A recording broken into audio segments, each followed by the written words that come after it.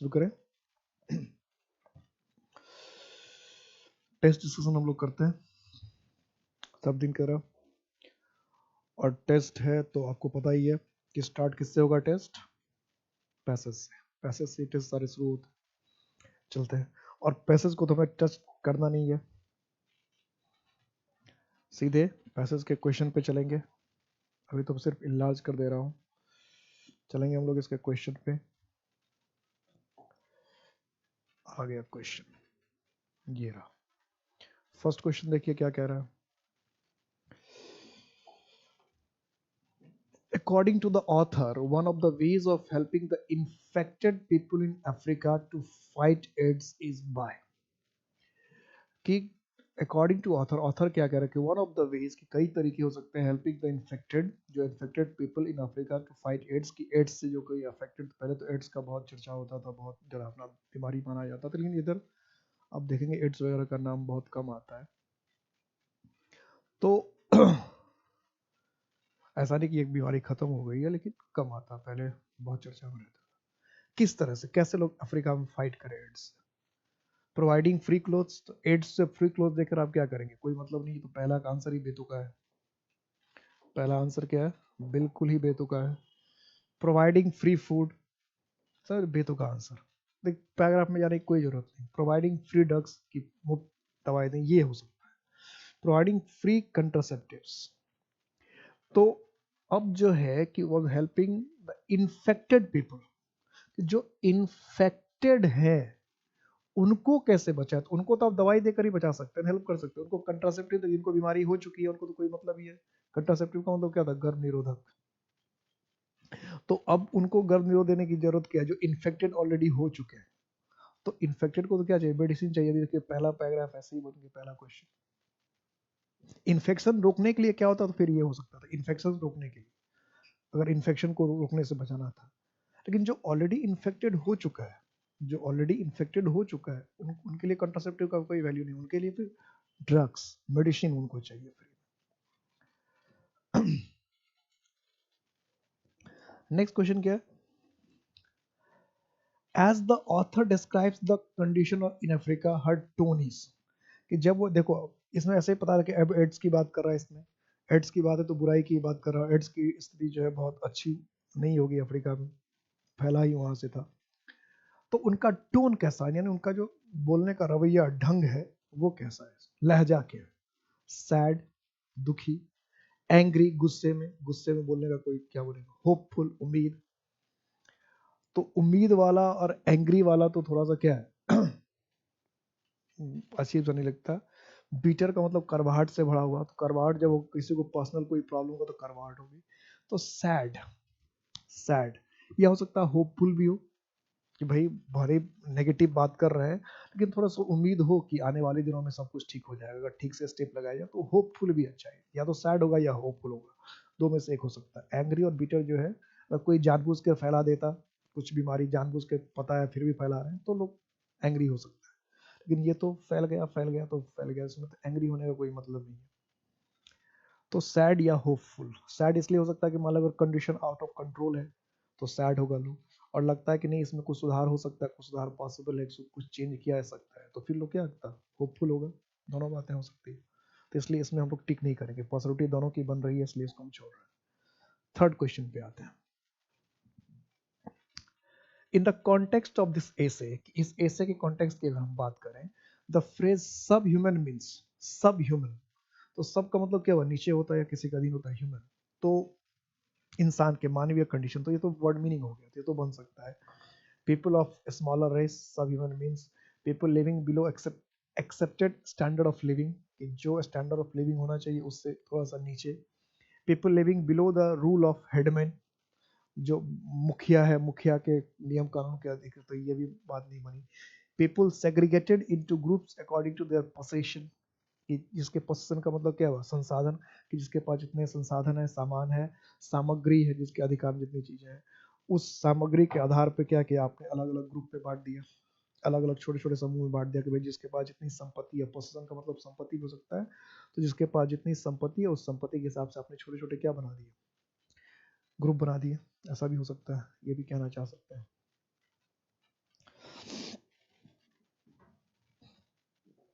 तो बेहतर क्या होगा? सब ह्यूमन मीन्स, तो पीपल लिविंग, ये जो बी ऑप्शन है सेकंड, ये ज्यादा अच्छा रहेगा कि जो एक्सेप्टेड मैनर्स है, मतलब जितनी हम एक इंसान से उम्मीद करते हैं कि इंसान को कम से कम जीने के लिए इतनी चीजें तो चाहिए ही चाहिए, उन सब सुविधाओं से भी अगर कोई नीचे रह रहा है तो फिर उसको सब ह्यूमन कह सकते हैं, या मानवीय स्तर से भी नीचे हो, तो सेकंड, ये तो वर्ड मीनिंग से ही बन रहा है, सेकंड बन जा रहा है। 3 क्वेश्चन में 2 बन गया। What was the most significant step taken by the G8 towards assisting the poor countries in dealing with their need? कि सबसे महत्वपूर्ण कदम G8 ने क्या उठाया टुवर्ड्स असिस्टिंग, की मदद करने के लिए, द पुअर कंट्री, जो गरीब देश, उनको इन डीलिंग विद मतलब हैंडल करने के लिए, संभालने के लिए, विद देयर नीड्स, कि जो गरीब देश है वो अपनी आवश्यकताओं की पूर्ति के लिए, वो अपनी आवश्यकताओं को संभाले, इसके लिए G8 ने क्या किया?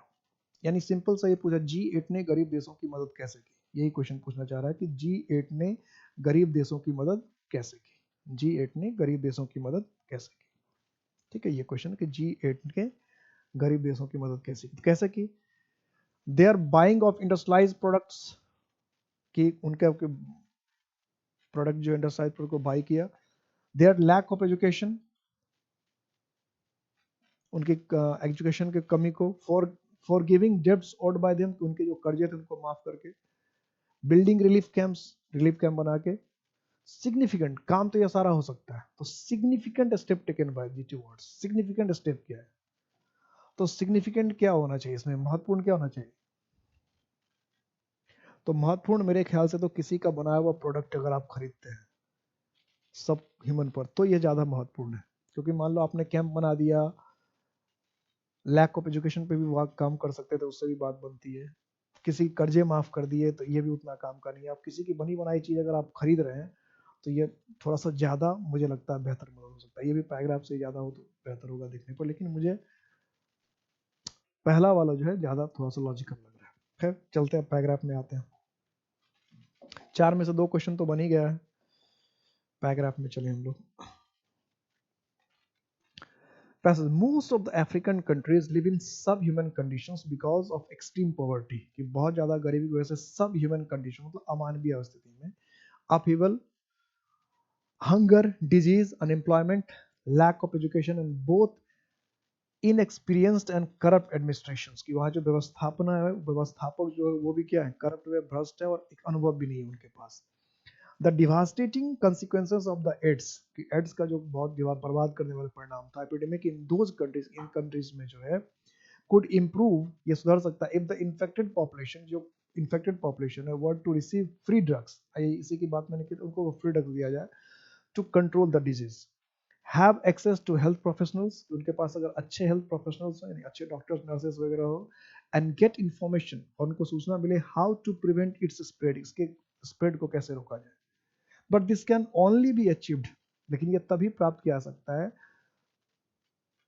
थ्रू इंटरनेशनल हेल्प, अंतरराष्ट्रीय हेल्प जो है वो प्रोग्राम्स हो, in which leaders of the world, की जो वर्ल्ड के लीडर है, रिचेस्ट कंट्रीज डोनेट मेडिसिन, की मेडिसिन डोनेट करे, ऑल्सो सेंड डॉक्टर्स और नर्सेस को सेंड करे।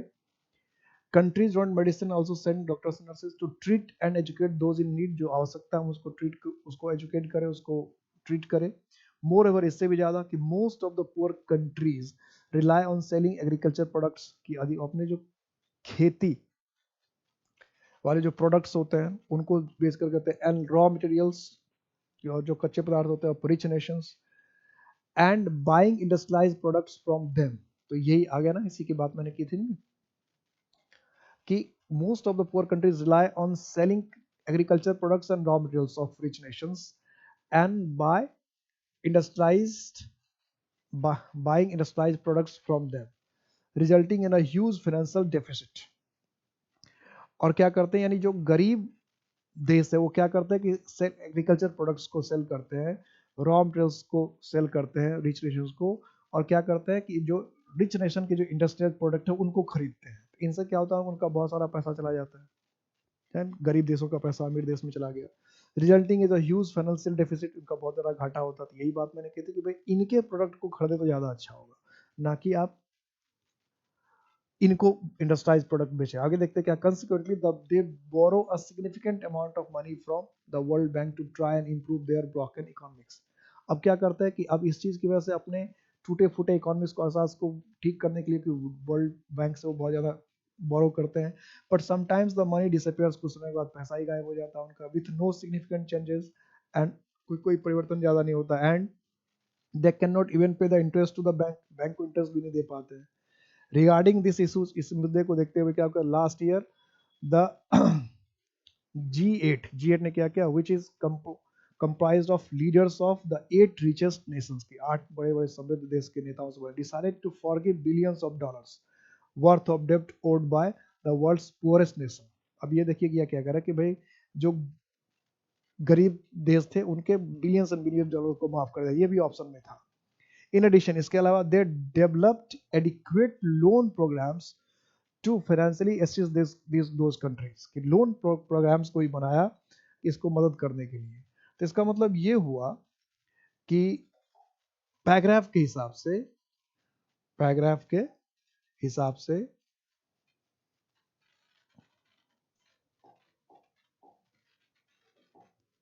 What was the most significant step taken bye, paragraph के हिसाब से क्या क्या कि जो कदम उन्होंने उठाया, तो ये उनके प्रोडक्ट को खरीदने का कदम नहीं उठाया, उन्होंने क्या किया, उनका ये किया कि फॉरगिविंग डेब्ट्स ऑन बाइंग, ये भी हो सकता था, लेकिन इससे ज्यादा जो पैराग्राफ दे रखा है, अगर बेहतर कदम होता कि इनके जो प्रोडक्ट्स थे अगर इनको खरीद लेते वो, तो ज्यादा मदद होता। आपने क्या किया कि लोन को माफ कर दिया। तो पैराग्राफ के हिसाब से क्या है कि ये जो है, मुझे ये लग रहा था कि ये बेहतर ऑप्शन होता है, लेकिन पैराग्राफ ये कह रहा है कि ये, तो इसलिए पैराग्राफ को तो हम लोग को जाना ही पड़ता है। अब पूरी बात अगर हम करें, ये तो मीनिंग बन ही गया था सब इनका, कि the author describes condition of Africa, उसकी कंडीशन क्या है, तो होपफुल की बहुत उम्मीद से भरा हुआ है। लास्ट में देखते हैं क्या लिख रहा है, in addition they developed loan programmes to financially assistance those countries, कि क्या किया इन्होंने कि लोन प्रोग्राम भी बनाया है।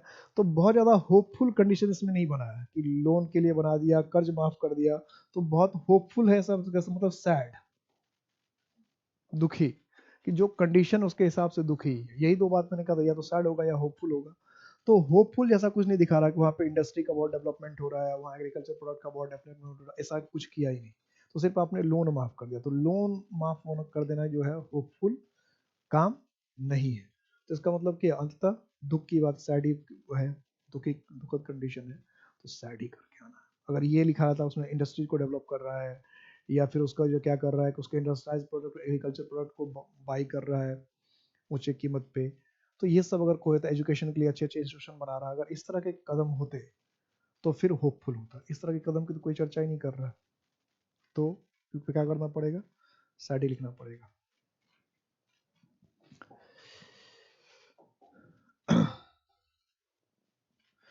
Find out the error part in the sentence, error ढूंढना है भाई, एरर ढूंढना है, ढूंढिए error, find out the error part, find out the error part in the sentence. Error क्या, the relatives of the disease, disease का मतलब क्या होता है, मृतक, डिजीज का मतलब क्या, मृतक। थ्रेटन मतलब धमकी देना, टू एवेंज हिज डेथ, कि उसके मौत का बदला लेना, प्रतिशोध लेना है, किसके, तो जो मरा उसके। तो किसी दूसरे के लिए जो बदला लेते हैं ये होता है रिवेंज, और खुद अपने साथ किसी ने कुछ किया उसकी जो बदला लेते हैं तो वो क्या होता है, रिवेंज। अपने लिए जो बदला लेते हैं वो एवेंज होता है, जो दूसरे के लिए लेता है तो अपने संबंधी के लिए ले रहा है ना, अपने लिए डायरेक्ट तो नहीं ले रहा। तो रिवेंज की जगह, एवेंज की जगह यहाँ क्या होना चाहिए था, रिवेंज, क्योंकि आपने संबंधी के लिए बदला लेना है, अपने लिए सीधा नहीं बदला लेना है। तो सीधा आपके साथ किसी ने बुरा किया और आप अपने लिए प्रतिशोध ले रहे हैं, तो अपने लिए प्रतिशोध लेना एवेंज है, और किसी दूसरे के लिए प्रतिशोध बदला लेना वो क्या है, रिवेंज है। The boy who studies hard, वह लड़का जो, या ऐसे लड़के जो कड़ी मेहनत करते हैं, will pass with flying colours, कि वो पास करेंगे, उत्तीर्ण होंगे विथ फ्लाइंग कलर्स का मतलब वैसे होता है, रिटर्न विथ फ्लाइंग कलर्स का मतलब होता है बड़े उत्साह से, बड़े बेहतरीन ढंग से, बड़े अच्छे ढंग से। तो जो कड़ी मेहनत करेगा वो बहुत अच्छे ढंग से पास करेगा। तो ये कंडीशनल सेंटेंस का क्वेश्चन है। किसका क्वेश्चन है? कंडीशनल सेंटेंस हम लोग पढ़ चुके हैं, ये कंडीशनल सेंटेंस का क्वेश्चन है। तो कंडीशन में who studies hard will pass with flying colours, who studies hard, जो कड़ी मेहनत करते हैं, will pass with flying colours. तो मेरे ख्याल से इसमें जो एरर होना चाहिए, तो the boy who studies hard will pass with flying colours. ये जो विल लिखा है ना, क्योंकि पूरे ये कंडीशनल सेंटेंस में नहीं बन पा रहा है। पूरा कंडीशनल सेंटेंस एक चीज पर, तो ये तो नॉर्मल फैक्ट है कि जो कड़ी मेहनत करता है वो क्या करता है, एक फैक्ट है, वो पास करेगा। तो ये जो पास है ना, इस पास में दो बातें हो सकती है। एक तो इस विल को हटा दे तो भी बनेगा, will pass the boy studies hard passes with flying colours, एक तो ये हो सकता है। दूसरा हो सकता है कि पास है तो पास के साथ साथ एक वर्ड भी देना चाहिए। मान लो कि विल में हम छेड़खानी नहीं करते, विल हो भी सकता है कि नॉर्मल अगर हम बात करें कि जो पढ़ेगा वो पास करेगा, ऐसे क्या तो कंडीशनल सेंटेंस अगर इस हिसाब से मानते, तो पास के बाद इसका ऑब्जेक्ट होना चाहिए था, पास एग्जामिनेशन। क्या पास करेगा भाई? तो एग्जामिनेशन पास करेगा, तो पास देयर एग्जामिनेशन या पास एग्जामिनेशन कुछ भी होना चाहिए था। पास तो बॉय है तो हिज एग्जामिनेशन तो ज्यादा होता है कि the boy who studies hard will pass his examination या will succeed in examination with flying colours. तो पास है तो ये ट्रांसिटिव वर्ब हुआ, इसके बाद इसका ऑब्जेक्ट चाहिए था। तो ट्रांसिटिव वर्ब होता है उसको उसका ऑब्जेक्ट चाहिए। तो ये क्या क्या कुछ लिखा ही नहीं, ऑब्जेक्ट दिया नहीं, पास क्या पास करेगा? सफल होना तो क्या, सफल तो हम लोग कहीं हो सकते हैं। तो एग्जामिनेशन स्टडी हार्ड करता एग्जामिनेशन होता पास ही एग्जामिनेशन तो ज्यादा बेहतर। यानी दोनों ही कंडीशंस अगर हम चले तो गलती बी में ही होनी कि विल को हटा दे हम के लिए पासेस, लेकिन फिर भी एग्जामिनेशन तो लगाना पड़ेगा। क्या पास करेगा? तो एग्जामिनेशन पास करेगा ना, ऑब्जेक्ट देना पड़ेगा।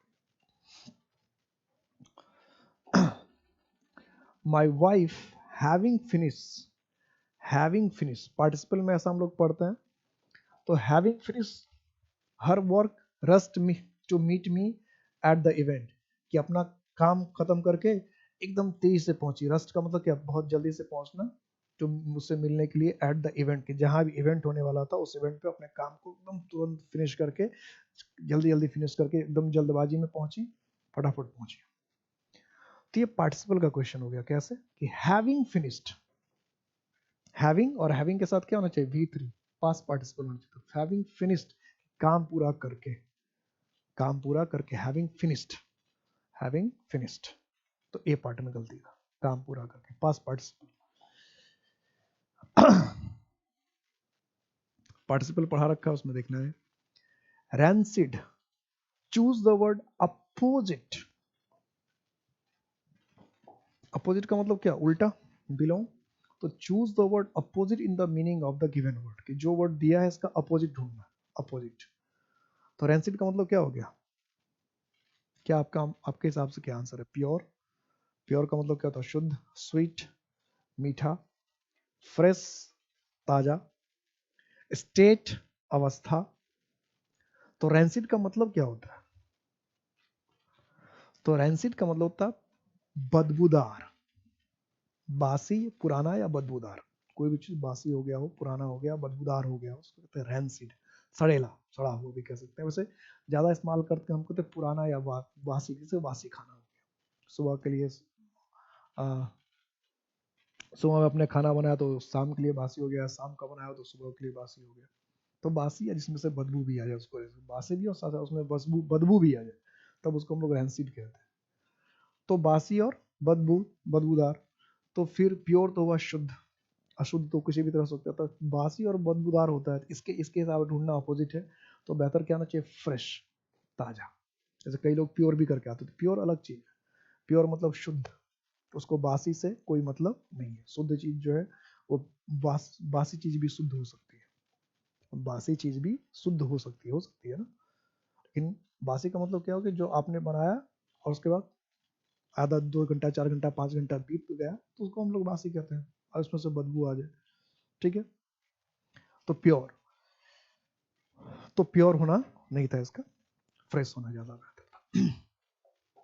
Next, choose the word synonym in the meaning, कि भाई सिनोनिम ढूंढना है। सिनोनिम का मतलब क्या? पर्यायवाची, सिमिलर मीनिंग। सिमिलर मीनिंग ढूंढना है। सिनोनिम्स का मतलब सिमिलर, सिमिलर।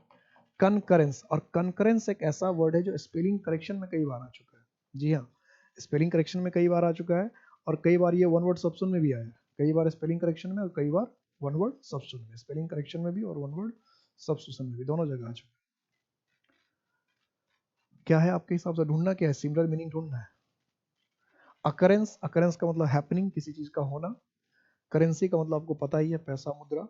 कनकेस्ट का मतलब क्या है? जीत। और एग्रीमेंट का मतलब सिमिलरिटी। तो कनकरेंस का मतलब, कन का मतलब हुआ एक साथ, करेंस का मतलब हैपनिंग, तो कनकरेंस का मतलब हुआ एक साथ किसी चीज का घटना, एक मत तक, यानी किसी चीज से सिमिलर होना। कनकरेंस, इत्तेफाक होना, सिमिलर होना, एक जैसा होना। इसलिए कनकरेंस का क्या हो जाएगा? एग्रीमेंट। सिनोनिम ढूंढना तो क्या होगा? यानी कि कनकरेंस का अकरेंस कर दिया। अकरेंस का मतलब सिर्फ हैपनिंग है, और कनकरेंस का मतलब तो दो चीजों का बिल्कुल एक जैसा होना, सिमिलर टाइप का होना, इसलिए एग्रीमेंट होगा, समझौता। कनकरेंस, सहमति, एक मत होना। ठीक है, ये जानबूझ के दिया था अकरेंस, लोग अकरेंस में फंस जाए, अकरेंस नहीं होना था इसका।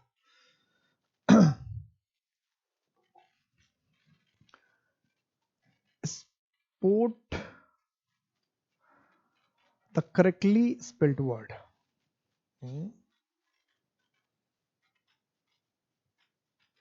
इसके तो सारे ऑप्शन ही गलत कर रखा। डिस्क्रिपेंसी, इसके सारे ऑप्शन ही गलत हैं, इसमें क्या करोगे आप?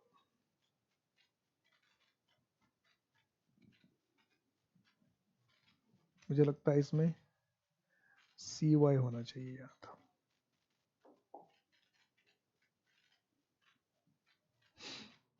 अब देखो, अब चेक तो आप ही को करना है, बताना तो आप ही को है, मैं तो कुछ बता नहीं सकता।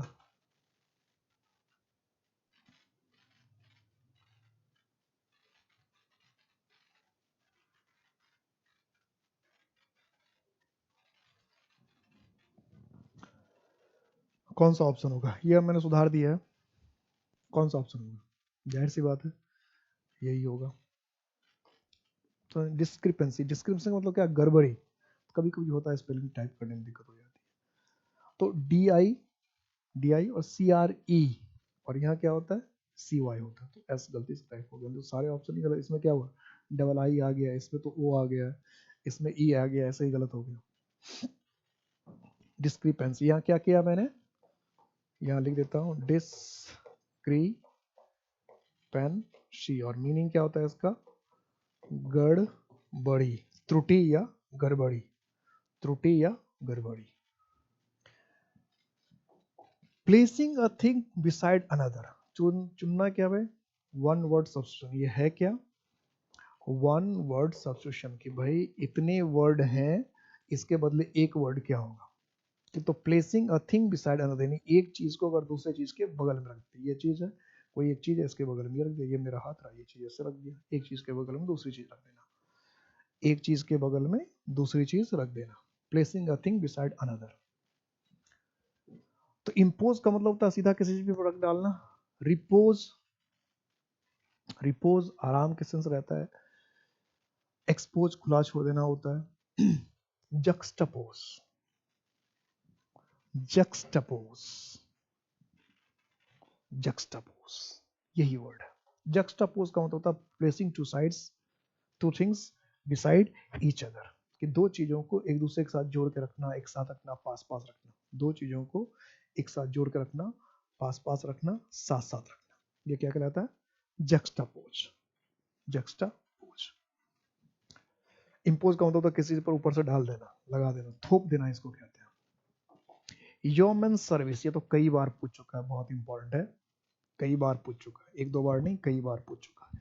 ह्यूमन सर्विस, ह्यूमन सर्विस, जैसे ह्यूमन का मतलब मैंने नाउन चैप्टर में पढ़ाया था, नंबर चैप्टर में आपको, या तो गुलाम होता है या किसान होता है।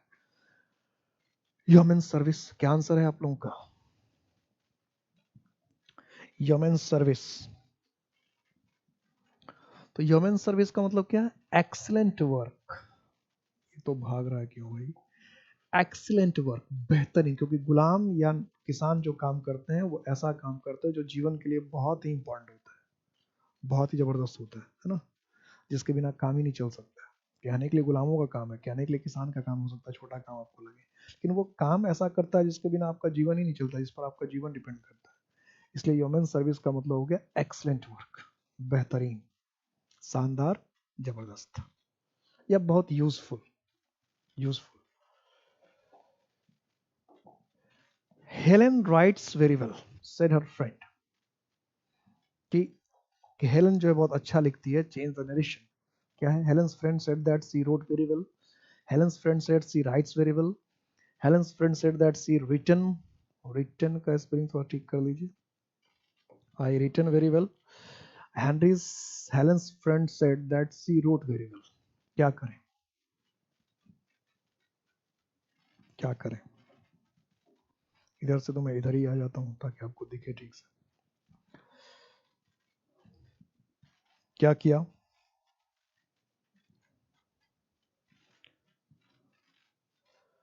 तो सबसे पहले तो इसमें लोग टेंस बदल देते हैं और बहुत सारे बच्चे इसमें करके आते हैं डी। डी अगर आपने किया तो गलत हो जाएगा। कुछ लोग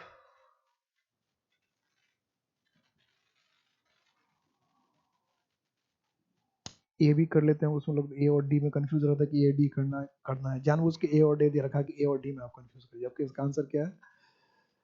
सेड, इसमें दैट में टी छूट गया है। That Helen friend side said her friend said her, कि हेलन राइट्स वेरी वेल। तो अब क्या होगा इसमें? इसमें सबसे पहले टेंस नहीं बदलेगा, ये ध्यान रखना, टेंस नहीं बदलेगा। और टेंस नहीं बदला किसमें? इसमें, क्योंकि जो हैबिचुअल फैक्ट होता है ना, हैबिचुअल आदत जो बात होती है, उसका टेंस हम लोग चेंज नहीं करते। यूनिवर्सल फैक्टर है, और टेंस में मैंने ये नरेशन में पढ़ा रखा है कि कोई हैबिचुअल फैक्ट है या कोई यूनिवर्सल फैक्ट है, या किसी की आदत है। अब द काउ इट्स ग्रास, ये किसी की आदत है, यहाँ प्रेजेंट इंडेफिनिट में लिख रखा, तो आदत ही तो हेलन राइट्स वेरी वेल, वो लिखती है तो वो तो अच्छा लिखती है, इसका मतलब वो उसकी आदत है। तो जनरली जो आदत की बात है किसी की, तो उसका टेंस नहीं बदलते, ये ध्यान रखना। आदत की बात को नहीं बदलते हैं, हैबिचुअल फैक्ट को नहीं बदलते हैं, यूनिवर्सल फैक्ट को नहीं बदलते हैं। और बता रखा है, नरेशन में बता भी रखा है, इसलिए इसके टेंस को बदलने की जरूरत नहीं थी। तो क्या होता है? बी। आदत वाली बात में टेंस नहीं बदलते, ये ध्यान रखना। The children have eaten the chocolates, change into passive. और पैसिव में टेंस नहीं बदलते, नरेशन में तो टेंस बदल भी जाता है। नरेशन में तो अभी कुछ एक्सेप्शनल केस होते हैं जहां टेंस नहीं बदलता है, ये ध्यान रखना। नरेशन में सिर्फ कुछ एक्सेप्शनल केसेस होते हैं, सिर्फ एक्सेप्शनल केसेस तो जहां टेंस नहीं बदलता है, लेकिन वॉइस में तो टेंस बदलता ही नहीं है। इसका एक कंडीशन है कि भाई टेंस किसी भी कंडीशन में मत बदलना। तो the children have eaten the chocolates, have eaten क्या है? प्रेजेंट परफेक्ट है, तो कम से कम टेंस नहीं बदलना चाहिए। पहले देखते हैं टेंस कहाँ कहाँ बदला है। देखो, हैड ईटन, टेंस बदल गया, तो ये तो कहानी खत्म कर। नन ऑफ दीज रखा है, इसका मतलब इसके अलावा ये तो गया, इसमें से अभी तो ध्यान देना ही नहीं, हो सकता है ये भी हो, लेकिन ये तो गया, ये गया, अब दोनों में से देखना है कि भाई इसमें से को हो, तभी तो नन ऑफ दीज कर सकते हैं। तो टेंस प्रेजेंट परफेक्ट होना चाहिए था। तो प्रेजेंट तक चॉकलेट्स, चॉकलेट के साथ ये हैज लिखा है, प्लूरल के साथ हैज हो नहीं सकता, तो ये गया, ये तो अब बचा यही ऑप्शन। तो चॉकलेट्स हैव बीन, ठीक है, eaten by the children, okay, ये ठीक हो, टेंस बदला नहीं, चॉकलेट्स प्लूरल था, तो यही होगा, बी होगा ऑप्शन, फिर नन ऑफ दिस का कोई ऑप्शन नहीं बना। Obviously he is not to be a good teacher। अब ये क्या है? फिल इन द ब्लैंक्स है। ये क्वेश्चन किसका है? तो फ्रेजल वर्ब का क्वेश्चन है। ये जो क्वेश्चन है किसका है? फ्रेजल वर्ब का क्वेश्चन है। अब फ्रेजल वर्ब होता है क्या? आप पहले सोचो, obviously he is not to be a good teacher. हम कहते हैं कि वो अच्छे टीचर के लिए बना ही नहीं, है ही नहीं, वो अच्छा टीचर है ही नहीं, वो अच्छे टीचर के लिए बना ही नहीं है, वो अच्छे टीचर के लिए है ही नहीं। तो ये क्या कहने का सेंस हुआ कि वो अच्छे टीचर के लिए बना ही नहीं है ही नहीं है, अच्छे टीचर के लिए, अच्छा टीचर तो हो नहीं सकता। तो ये होता है कट आउट टू बी। तो कट आउट टू बी यानी किसी चीज के लिए बना होना, तैयार होना, फिट होना, सुटेबल होना। तो obviously is not cut out to be a good teacher. मतलब कहना कि साफ है कि वो तो अच्छे शिक्षक के लिए है ही नहीं, बना ही नहीं है। अच्छा शिक्षक वो बनना उसके बस की बात ही नहीं है, वो और अच्छा शिक्षक हो ही नहीं। तो किसी के लिए कट आउट का मतलब होता है किसी के लिए सुटेबल होना, परफेक्ट होना, फिट होना। कट आउट होना किसी के लिए, to be cut out for something. तो अगर किसी चीज के लिए कट आउट है आप, इसका मतलब आप किसी चीज के लिए बिल्कुल परफेक्ट, सुटेबल है, वो काम आपको बहुत सूट करता है, वो काम आपके लिए बहुत परफेक्ट है। ही बिहेव्स, ही बिहेव्स, अब बिहेव्स क्या है, वर्ब है, इसको चाहिए एडवर्ब। लेकिन कोवार्डली क्या है, इसमें एल वाई लगा है, लेकिन ये एडजेक्टिव है, एडवर्ब नहीं है, ध्यान रखना।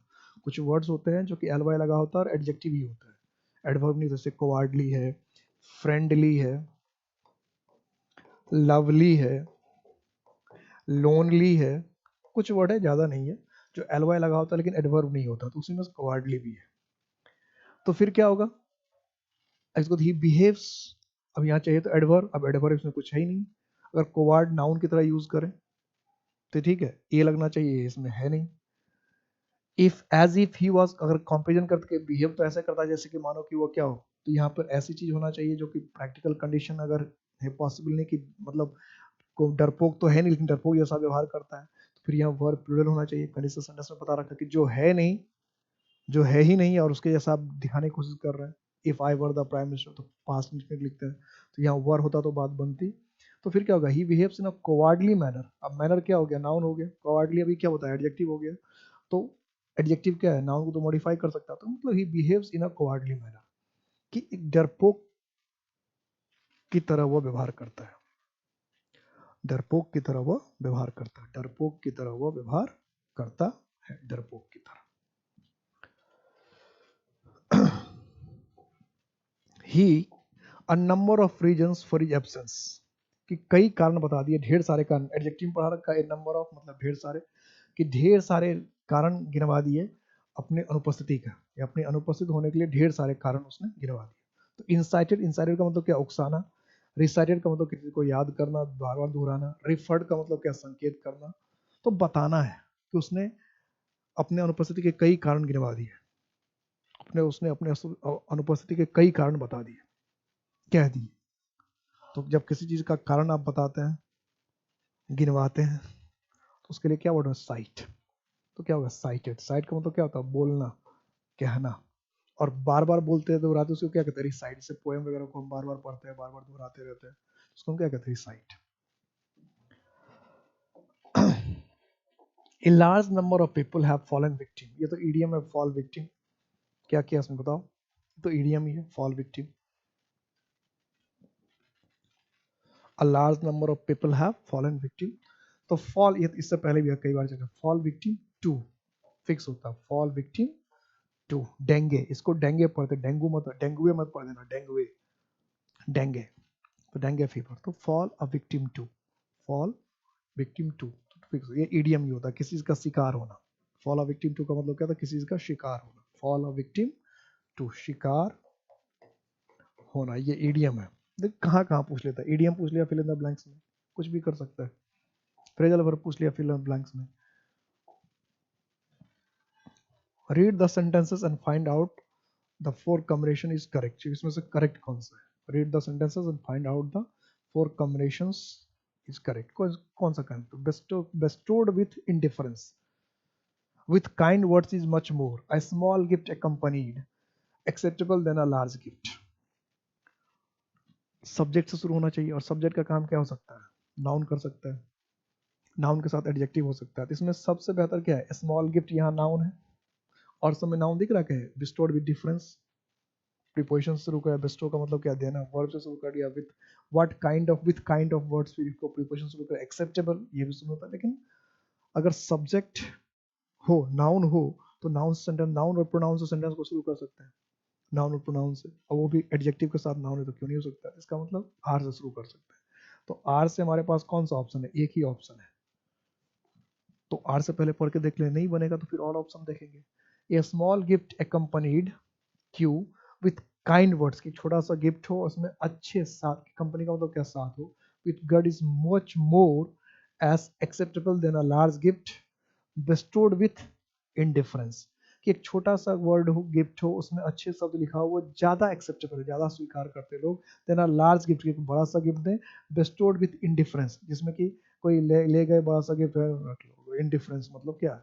कोई मतलब नहीं। इंडिफरेंस का मतलब हुआ तटस्थता से, बिना किसी मतलब के, बिना किसी लगाव के। इंडिफरेंस कहते हैं मतलब बिना किसी लगाव के, कोई लगाव नहीं दिखा रहे। तो कोई लगाव नहीं दिखा रहे हैं, कोई अपनापन नहीं दिखा रहे हैं, इंडिफरेंस दिखा रहे हैं आप, तो फिर ऐसे कंडीशन में वो गिफ्ट जो है आपको कोई लेगा नहीं। और छोटा सा गिफ्ट है, उसको बड़े प्यार से दिया, बड़े स्नेह कर दिया, बड़े ढंग से दिया, सलीके से दिया, तो लोग एक्सेप्ट करेगा। लेकिन बड़े से बड़े गिफ्ट को दिया और दिखावे से दिया, या इस तरह से देकर गिफ्ट दिया कि भाई सामने कुछ मजा ही, एक बड़े से गिफ्ट लेके वैसे रख दिए, रखना तो रख लोगे तुम्हारा, तो फिर मजा नहीं आता।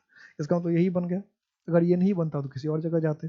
तो क्यों बन गया ये, कि हम देख रहे थे कि ये गिफ्ट क्या है, नाउन है, और नाउन, उसके बाद देखो वर्ब आ रहा है, सब्जेक्ट वर्ब एग्रीमेंट का तो ख्याल करना रखना, तो उससे पहले सब्जेक्ट वर्ब वो सेंटेंस बनाने के लिए, तो या तो सेंटेंस सब्जेक्ट नाउन से शुरू होगा या प्रोनाउन से शुरू होगा। नाउन से शुरू करने के लिए अच्छा सब्जेक्ट सेंटेंस था, इसलिए इसको देखे। नहीं होता तो कुछ और भी देखते हम लोग। What is the noun form of retrench, कि रिट्रेंच का भाई नाउन फॉर्म क्या है? तो रिटेंशन तो ये वर्ड ही नहीं है, ये तो सारे तो आप ही बताओ। मैं तो इसमें थोड़ा देर चुप ही रहूं तो भी पता चलेगा आप लोग का अपना रिस्पॉन्स क्या। और नाउन बनाना सिखाया भी था, तो ये जो रूल हमने पढ़ा उसमें सारा रूल लगा रखा है कि भाई सी आई ओन से कुछ वर्ड हो सकता है, एस आई ओन वाले पोसेशन में है, टी आई ओ एन भी वाला होता है, लेकिन इसमें से ये तीनों तो वर्ड है ही नहीं। ये मेंट से बनता है, इसलिए इसका कोई बेसिक रूल नहीं होता है, इसलिए पढ़ना ही पड़ता है। आप रिटर्न अगर कई बार इसे पढ़ेंगे, आप बुक पढ़ेंगे, आर्टिकल पढ़ेंगे, मैगजीन पढ़ेंगे, तभी इस तरह के वर्ड को सुन पाएंगे। नहीं तो आप अपने मन से नाउन बना पाना ये नहीं होता है, क्योंकि कई वर्ड मेंट से बनता है, कई डम से बनता है, कई हुड से बनता है, कई टी आई से बनता है। तो कौन किससे बनेगा इसका कोई रूल नहीं है। तो फिर पता कैसे चलेगा हमें? तो इसलिए तो कहा जाता है इंग्लिश सीखने के लिए रीडिंग लगाना जरूरी है। रीडिंग लगाने को तो नए नए वर्ड आपके सामने आते जाते, दिमाग में सेट, अच्छा इसका ये होता है, इसका ये होता है, इसका ये होता है। इसलिए जो इंग्लिश सीखना चाहता है उसके लिए रीडिंग लगाना कंपलसरी माना जाता है। और मैंने शुरू में क्लास के शुरू में ही कहा कि 10 से 15 मिनट आपको रीडिंग लगाना चाहिए, किसी न किसी चीज, चाहे पेपर में लगाइए, चाहे मैगजीन में लगाइए। 1 से 2 पेज डेली पढ़ना चाहिए, छोटा छोटा बुक अगर तो। और न्यूज़पेपर पढ़ें तो 1 से 2 आर्टिकल, एक पूरा पेज पढ़ने में टाइम लगेगा, 1 से 2 आर्टिकल पढ़ लिया डेली, बहुत जरूरी होता है। स्पेलिंग देखते देखते, स्पेलिंग प्रीपोजिशन सब देखते देखते, तब काम की बात बनती है।